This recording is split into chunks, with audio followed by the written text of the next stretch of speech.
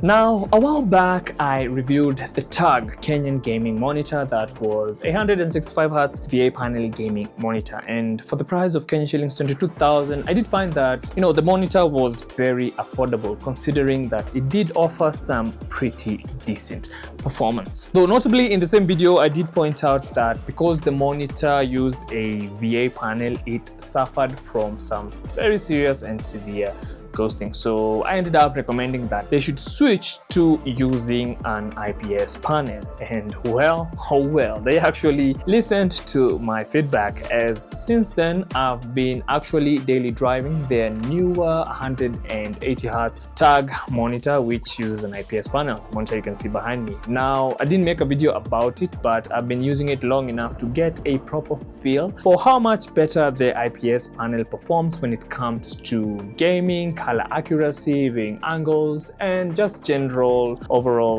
usability. I don't know what I was about to say. And so, in an effort to make themselves a reputable monitor brand, ES Gaming did improve a couple of things about the overall TARG monitor design. So in my hands here, I have the new 240Hz 1080p TARG monitor that they sent over for a review. Now, this new 240Hz monitor retails for Kenyan shillings 27,000, while the 180Hz still remains at 22,000 Kenyan shillings. So I'm pretty sure that we all have one question in mind: is this new TARG gaming monitor the ultimate budget-friendly Kenyan gaming monitor? So, quick disclaimer before we proceed to the unboxing. Now, I'm pretty sure that some of you do know that I work at ES Gaming, but I want you to know that this doesn't influence or alter my review of their monitor. Everything I say is my own personal experience and critique of the monitor. Now, right out of the box, just like the last TARG monitor I reviewed, you are greeted with a clean and tightly packed setup. Everything is secured in foam, so shipping damage isn't something you need to worry about. Inside the box, you will get the base of the new stand, a user manual, a power brick, a DisplayPort cable, a power cable for the brick, a new height adjustable stand, and finally we have the monitor itself neatly sandwiched in between these two dense white foam blocks. Now, the setup is pretty straightforward as it gets. You start by attaching the stand base to the main upright one using the inbuilt thumb screws, which means that this is a toolless setup. The stand will then effortlessly slide in and lock with a click sound. Now, once you put it all together, you will immediately notice that this new stand is a big upgrade over the previous stand. You get full height adjustability, tilt, swivel, and full vertical rotation for that clean dual monitor vertical setup.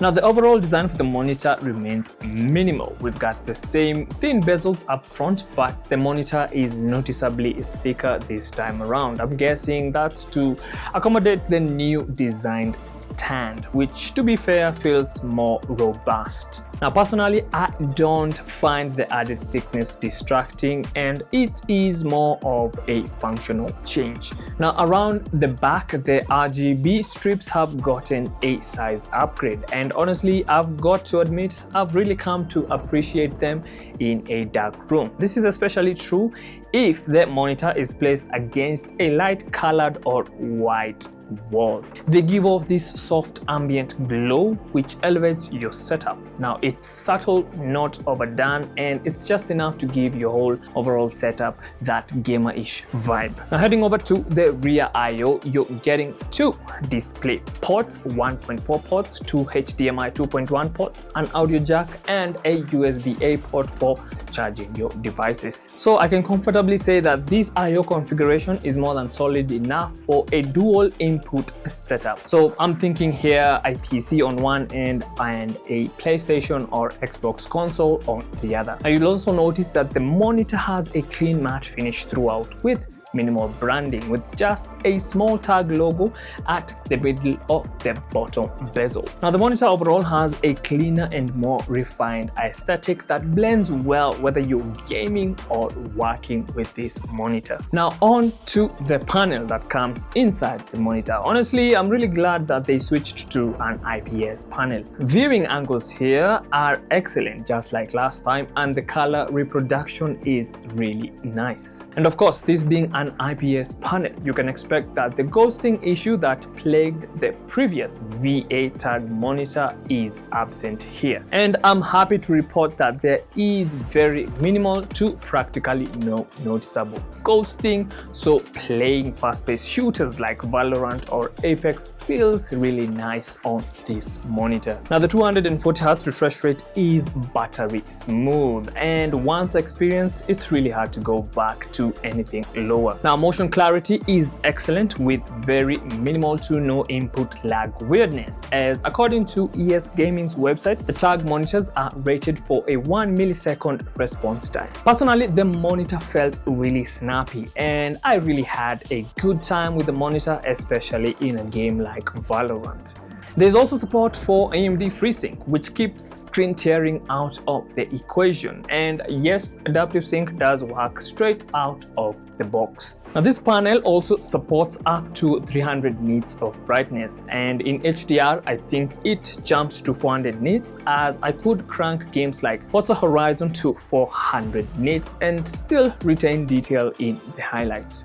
Now the HDR implementation is pretty decent and honestly worth turning on in games that support proper HDR. I would however recommend using Windows 11's free HDR calibration tool, as it helps massively improve the monitor's HDR presentation. And by the way, before I forget, if you remember that green blocky HDR glitch I experienced on the older 165Hz VA panel, well, it turns out this was due to driver related issues, specifically with older GTX 10 series GPUs. I have tested HDR on the monitor with newer GPUs, and I can comfortably say that these newer GPUs don't seem to have this particular issue even when playing HDR videos on YouTube. Now, it's also worth noting that this panel also supports 10-bit color. This is something I did forget to mention in the last review. The monitor is good enough for casual photo and video work, though I'll stick to the 180Hz version if you're doing anything color critical, as I have noticed a reddish magenta hue that seems to affect the new 240Hz monitor. So there's this video by MKBHD, and I feel like this is the best example. I want you to take a look at his hand skin tone. So let me just zoom in so that we can see his hands properly here. So just look at how red his arms appear on the 240Hz monitor versus how natural and normal his hands appear here. So yeah, the magenta hue is definitely noticeable, and I would say it's most noticeable with darker skin tones. So let's take a look at my own skin tone, since I already know how I look like, right? So notice how, or rather look at how natural and normal I look like in this 180Hz monitor versus how reddish I look like on the 240Hz monitor. Definitely I am not this red. This is the magenta hue shift that I am talking about, and I think this is actually the best example so far that really illustrates and pushes my point further. And honestly, this is my only real gripe with this monitor, and this is one thing that will keep me from recommending this monitor for serious creative work. And I do know that the team over at IPS Gaming is probably watching this, so I'd strongly recommend that you look into this color tint issue as a priority. Now, if color accuracy is a big deal to you and you don't mind gaming at 180Hz instead of 240, then you can go for the 180Hz TARG monitor. You will of course lose the new and improved stand, but you'll be glad to know that both of these models do come with 100 by 100 VESA mounting holes. So the money you end up saving by choosing the more pocket-friendly 180Hz TARG monitor can be reinvested back into a clean adjustable VESA monitor arm. And by the way, watching movies on this monitor is also very enjoyable. It's obviously not an OLED, but having HDR support helps some scenes pop more. The blacks won't be inky deep, but the added brightness and dynamic range are noticeable in supported content from platforms like Netflix, Apple TV, and YouTube HDR videos. I really liked being in the office with you all that day.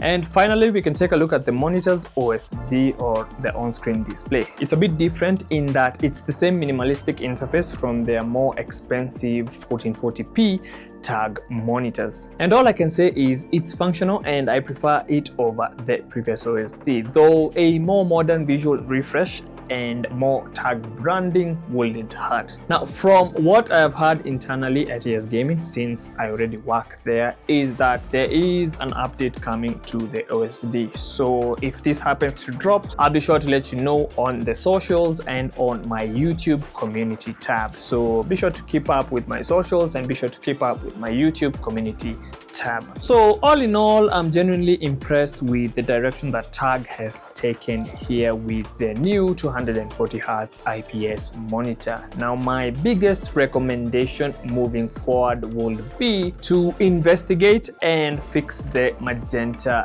issue, and I feel like this is so critical and vital for users who dabble in creative work. I'd also like to see a 1440p 240Hz monitor next, since 1440p is quickly becoming the new standard for competitive and hybrid monitor use. And if you're dreaming, or rather we are dreaming big here, a premium TARG OLED monitor would be insane, but no doubt it will obviously cost us a penny. But I feel like this will push the TARG brand into the enthusiast territory. But even as it stands, the value here is undeniable, because for Kenya shillings 27,000, you're really getting your money's worth. And if you're on a tighter budget, the 180Hz TARG monitor for Kenya shillings 22,000 is a very good deal. This is especially true when you compare the monitor to other monitors being sold locally in this price range. And in case you're wondering what TARG stands for, it stands for tough, affordable, reliable